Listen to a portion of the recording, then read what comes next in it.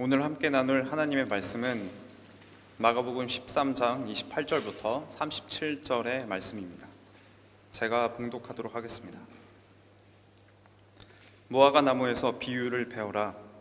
그 가지가 연해지고 잎이 돋으면 너희는 여름이 가까이 온 줄을 안다.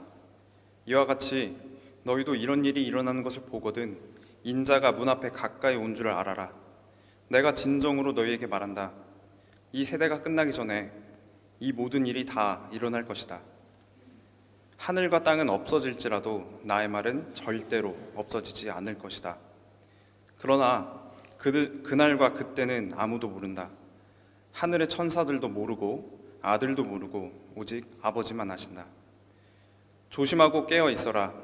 그때가 언제인지를 너희가 모르기 때문이다. 사정은 여행하는 어떤 사람의 경우와 같은데 그가 집을 떠날 때 자기 종들에게 권한을 주어서 각 사람에게 할 일을 맡기고 문지기에게는 깨어 있으라고 명령한다. 그러므로 깨어 있어라. 집주인이 언제 올는지, 저녁녘일지, 한밤중일지, 닭이 울 무렵일지, 이른 아침녘일지 너희가 알지 못하기 때문이다. 주인이 갑자기 와서 너희가 잠자고 있는 것을 보게 되는 일을 없도록 하여라. 내가 너희에게 하는 말은 모든 사람에게 하는 말이다. 깨어 있어라. 아멘. 하나님의 말씀입니다. 찬양대의 귀한 찬양 감사드립니다. 오늘 설교 제목은 어떻게 깨어 있어야 하나라는 제목으로 마가복음의 말씀을 함께 나누고자 합니다. 오늘 함께 나눌 마가복음의 말씀은 크게 두 가지로 이루어져 있습니다. 무화과 나무 비유를 통해서 이어서 그날과 그때를 말씀하시면서 핵심적으로는 언제 찾아올지 모르는 것들을 대비하며 늘 항상 깨어 있어라 말씀하신 것이죠. 지난주에는 김강철 목사님께서 누가복음을 통해서 예수님께서 제 아들에게 늘 기도하고 낙심하지 말아야 한다는 뜻으로 비유를 말씀해 주셨습니다. 오늘도 이어서 예수님께서는 마가복음을 통해서 또 어떤 말씀을 비유적으로 전하시려고 이런 이야기를 준비하셨을지, 또 이 비유 속에는 어떤 뜻이 담겨 있는지 함께 나누고 묵상하고자 합니다. 떨어진 낙엽을 밟는 소리가 희미해질 때쯤 겨울이 찾아온다고 하지요. 그런데 오늘 아침에는 눈이 정말로 많이 내렸습니다. 그래서 제가 이미 설교를 썼지만 오늘 벌써 겨울이 시작된 것만 같습니다. 오늘이 바로 겨울의 시작점이 아닐까 생각을 해봅니다. 이렇듯 주변 환경의 변화 속에서 우리는 계절의 변화를 느낍니다. 예수님께서도 오늘 말씀을 통해서 무화과 나무의 변화를 말씀해 주셨습니다. 마가복음 13장 28절의 말씀입니다. 그 가지가 연해지고 잎이 돋으면 너희는 여름이 가까이 온 줄을 안다. 계절의 변화로 재림의 때를 아주 유하게 부드럽게 표현하셨지만 그 뒤에 따라 나오는 내용은 결코 가볍지 않음을 알 수 있습니다. 이 재림의 때는 우리의 세대가 끝나기 전에 이 모든 일이 다 일어날 것이다 말씀하십니다. 이어서 마가복음 13장 31절의 말씀에 하늘과 땅은 없어질지라도 나의 말은 절대로 없어지지 않을 것이다. 이 말씀은 이 옆에 있는 사진과 같이 우리의 아름다운 땅과 다양한 소산이 없어지는 것에 강조가 있지 않습니다. 오히려 예수님의 말씀의 그 신실함, 진실성, 즉 없어지지 아니함, 영속성을 강조하고 있는 겁니다. 바꿔 말하자면 천지가 없어지는 일이 있더라도 예수님의 말씀은, 주님의 말씀은 없어지는 일은 없다는 것입니다. 그만큼 예수님께서 말씀하신 이 재림의 약속은 확실하다는 것을 의미합니다. 그렇다면 이 말씀을 듣는 우리들은 어떠한 자세로 재림의 때를 기다려야 할까요?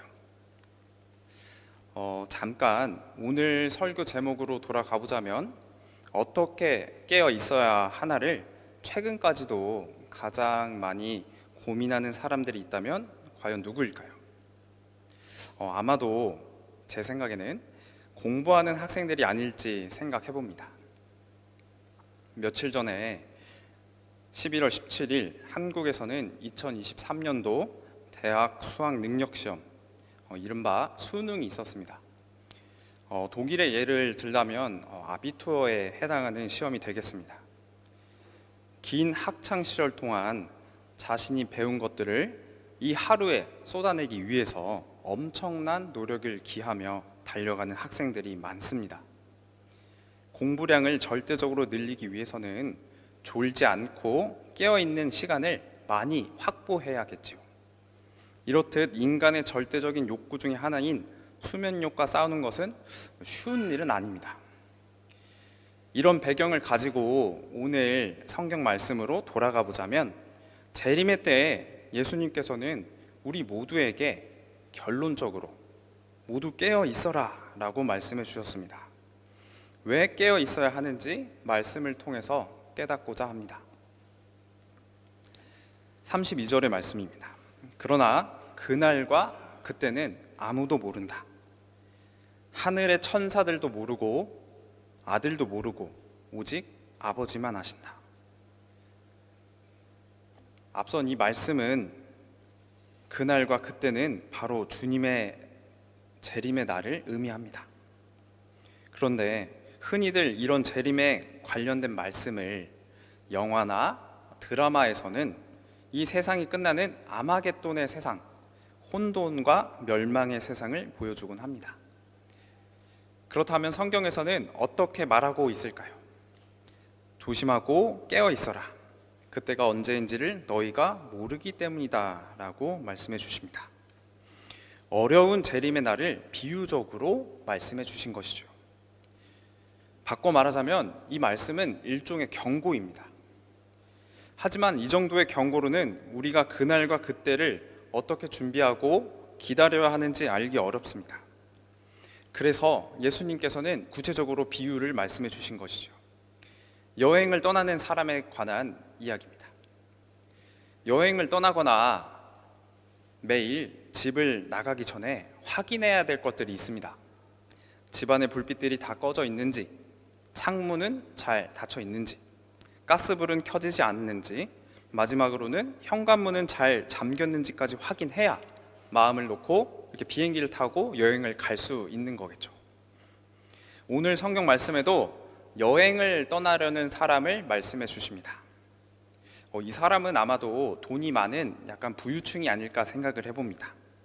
그가 집을 떠날 때에 자기 종들에게 권한을 주어서 각 사람에게 할 일을 맡기고 문지기에게는 깨어 있으라고 명령한다.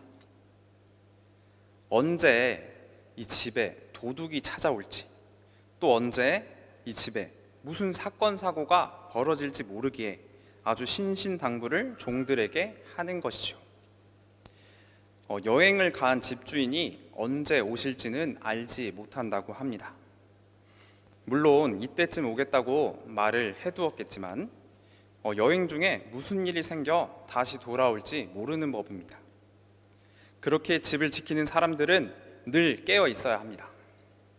왜냐하면 집주인이 저녁일지, 한밤중일지, 닭이 우는 새벽일지, 해가 뜬 아침일지 우리가 정확히 알지 못하기 때문입니다.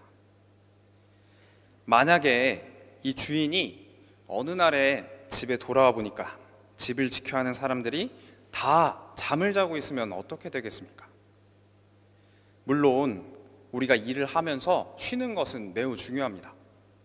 현실적으로는 서로 교대하면서 집을 지키는 규칙을 만들어서 잘 행하고 있었겠죠. 하지만 만약에 모두가 잠들어 있다면 집은 누가 지키겠습니까? 함께 경계하고 준비해야 한다는 것을 의미합니다. 이것을 비유적으로 제가 전달해 드리기 위해서 뮤즈라는 단어를 찾아봤습니다. 혹시 뮤즈에 대해서 들어본 적이 있으십니까? 우리 저희 교회에는 음악을 하시는 분들이 많아서 뮤즈를 한 번쯤은 들어보셨으리라 생각을 해봅니다. 예술인, 음악인, 글 작가 등 창작의 고통을 늘 받고 있는 자들 사이에서는 이런 말이 유행한다고 합니다. 나는 뮤즈를 기다리고 있어. 여기서 뮤즈는 그리스 신화에 나오는 예술과 학문의 여신을 말합니다. 그러니까 자세히 말하자면 춤과 노래, 음악, 연극, 문학에 능하고 시인과 예술가들에게 재능을 불어넣어주는 예술의 여신이라고 합니다. 이런 여신의 힘을 빌려서 영감을 받아서 예술을 만들어내고 창작하고 싶어하는 마음이 담겨 있는 것이지요. 그런데 이 뮤즈에게 미국의 소설가 스티븐 킹이 한 유명한 이야기가 있습니다. 뮤즈를 기다리지 말고 대신 이 뮤즈가 몇 시까지 오면 되는지 알려줘라, 이렇게 이야기를 한 겁니다. 이것이 말하는 바는 정해진 시간에는, 옆에 있는 사진과 같이 정해진 시간에는 우리가 일을 해야 된다는 것입니다. 우리가 규칙적으로 성실히 일할 때 이 뮤즈, 영감은 찾아온다는 것입니다. 이거를 오늘날의 말씀에 대입해서 생각해 보자면, 늘 때를 지켜 내가 일을 하는 시간에는 늘 자리를 지켜야 하고, 우리의 믿음 생활에서도 마찬가지이고 그것이 벗어나지 않다는 것을 알 수가 있습니다. 즉, 우리의 믿음의 자리를 늘 지켜 행해야 합니다. 오늘 말씀은 특정 한 개인에게 향하는 말씀이 절대 아닙니다. 분명하게 지정하고 있습니다. 바로 모든 사람들에게 라고 말입니다. 내가 너희에게 하는 말은 모든 사람에게 하는 말이다. 깨어 있어라. 때로는 삶에서 우리가 원하는 그 뮤즈와 영감을 기다리는 마음도 중요합니다. 하나님의 말씀이 우리 삶에 언제 불쑥 찾아오실지, 다가오실지 모르기에 함께 깨어 있어야 합니다. 언제 오실지 모르는 우리의 영적 주인이신 주님을 기다려야 합니다. 하지만 언제 찾아오실지 모르는 재림의 소식은 한편으로는 두렵기도 합니다. 아직 준비되어 있지 않은데 벌써 찾아오시면 어쩌나 하는 그런 마음도 한켠에 자리 잡고 있습니다. 그렇게 오늘 말씀은 일종의 경고를 날려주신 겁니다. 마가복음에서는 잘 읽어보시면 경고적인 내용이 담겨 있는 부분이 많지 않습니다. 오늘 함께 나눌 마가복음 이 13장은 거의 경고문에 가까운 내용을 감안한다면 오늘 이 말씀의 무게가 결코 가볍지 않음을 깨달을 수 있습니다. 그렇다면 다음 질문이 따라 나옵니다. 그러면 어떻게 깨어 있어야 합니까? 그렇다면 어떻게 깨어 있어야 할까요? 말씀을 찬찬히 묵상을 하다 보면 오늘 이 말씀이 단순히 육체적인 피곤함을 이겨내고 눈을 부릅뜨고 깨어 있어야 함을 의미하는 바가 아니라는 것을 알 수 있습니다. 즉, 육체적인 깨어남을 넘어서서 영적인 깨어남이 필요한 것입니다. 벌써 말씀을 마무리합니다. 수많은 예수님의 비유의 말씀 중에 오늘도 그 말씀을 나눴습니다. 첫째로는 무화과 나무의 변화를 통해서 우리는 계절을 느끼고 인자가 문 앞까지 찾아오신 것을 느끼고 하나님의 말씀이 이 천지가 없어질지라도 그 말씀만은 사라지지 않고 영원히 우리와 함께 남아있다는 사실 또한 나눴습니다. 이제 우리 모두에게 남은 것은 어떻게 깨어있어 그날과 그때를 준비하는 것이 남아있습니다. 앞으로 어떤 방식과 모습으로 이 때를 기다리실지 오늘 말씀을 통해 고민하며 살아가는 함부르크 한인교회 믿음의 성도님들이 되기를 간절히 소망합니다. 기도하겠습니다.